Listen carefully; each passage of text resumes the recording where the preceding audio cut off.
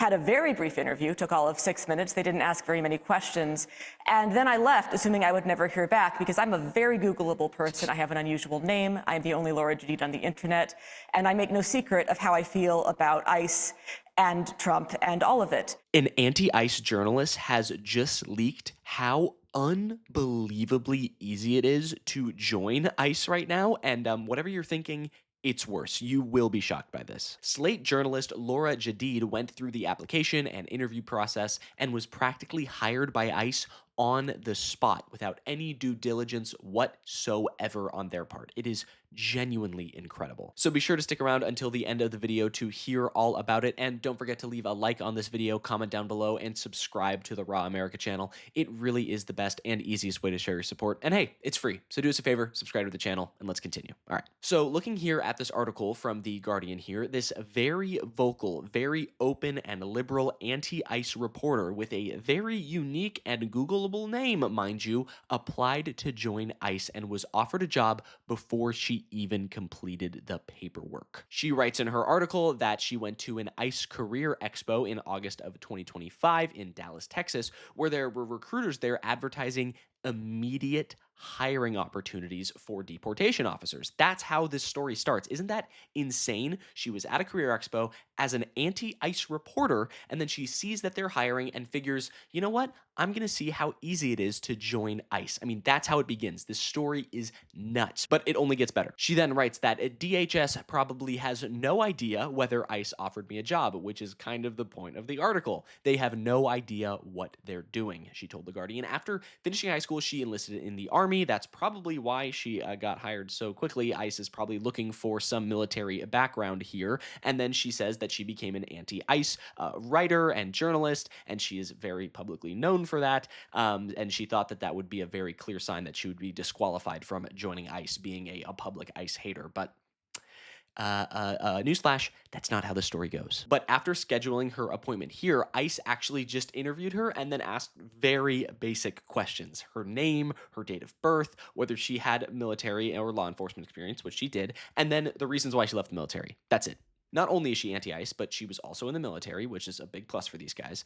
But then we learned that the interview process is completely a joke. They don't ask anything else. There is no questioning about why she wants to join ICE or potentially a background check on her, or if she has a certain, ideology that may be against ICE, which they didn't seem to think about. But you know what? I guess it's a fair point. If DHS actually asked people why they're joining ICE, I bet you that the answers that some people would give would be the most diabolical, vitriolic, racist, xenophobic, just horrific. You know what? Actually, yeah, it might be a better idea that they don't ask anyone, because if you're joining ICE right now, you probably have no spine. And then the next part of the article right here is the most damning of all. Okay, Jadeed claims that her piece, she told that they're prioritizing current law enforcement first, and then they're looking over people with military experience and past law enforcement. But before leaving the event, she spoke with an active deportation officer who told her that when she is hired, that she may not hit the streets right away. But then she responds and she says that she would prefer actually a desk-based job for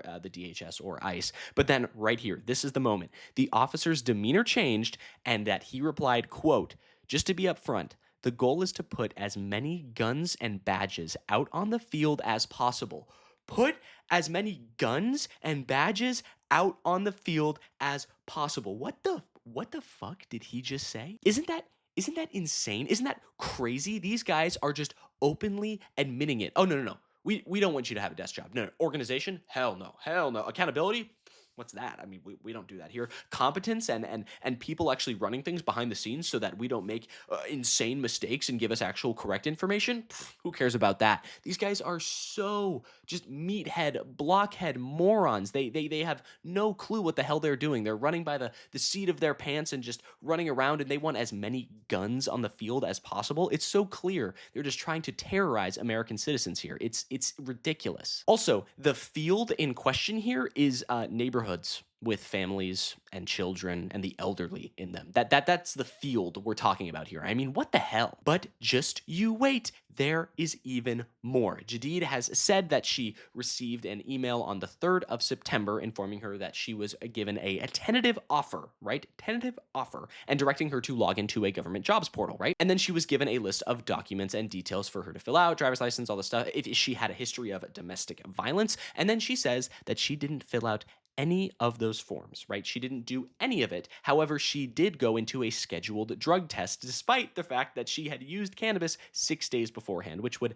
definitely ding on that, by the way. Like, they really do not care who they are hiring. And that is just downright terrifying. Which means that I never filled out the paperwork they requested. I never accepted the tentative offer. I never filled out my background check paperwork. I never signed the affidavit saying I committed no domestic violence crimes, none of it. It's not a problem that she smoked weed or took edibles before the test in question here. If she was in a state that it's legal, she can do whatever she wants. But what the problem here is that ICE and DHS doesn't give a shit about the testing practices that they're doing for drug enforcement for their officers, right? Could ICE agents be drinking and smoking and doing all kinds of other drugs on the job and not get reprimanded for it? Well, it seems like yes, according to this article and according to Jadeed, who did take a drug test. And what happens? Well, you'll have to wait and find out. So then, the article says, 9 days later, impatience got the best of me. For the first time, I logged into the USA Jobs and checked my application to see if my drug test had come through.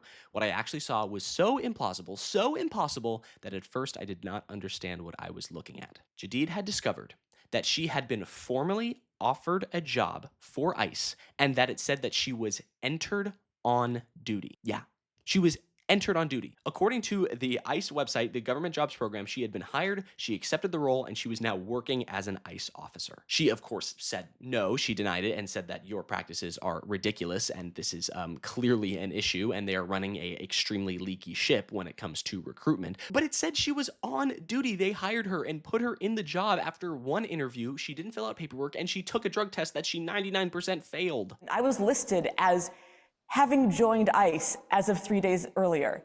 I had listed that I had accepted the offer. They had offered me a final position as a deportation officer. Beyond insanity, just beyond insanity. But when you see ICE agents brutalizing people in the streets as much as they are, it really does make a whole lot of sense when you think about it. And the situation in Minnesota is only getting more intense, more violent, more insane as agents ramp up the pressure. More of them are being sent in within the city. So take a look. Tonight, mayhem in a Minneapolis neighborhood. Anti-ICE protesters banging on federal officers' vehicles who deployed tear gas to disperse crowds. This officer appearing to pepper spray someone out the window of a moving van. Look at this behind me. You can see people arguing with that Border Patrol agent, with this federal officer. We're seeing scenes like this popping up across Minneapolis. I'm mad.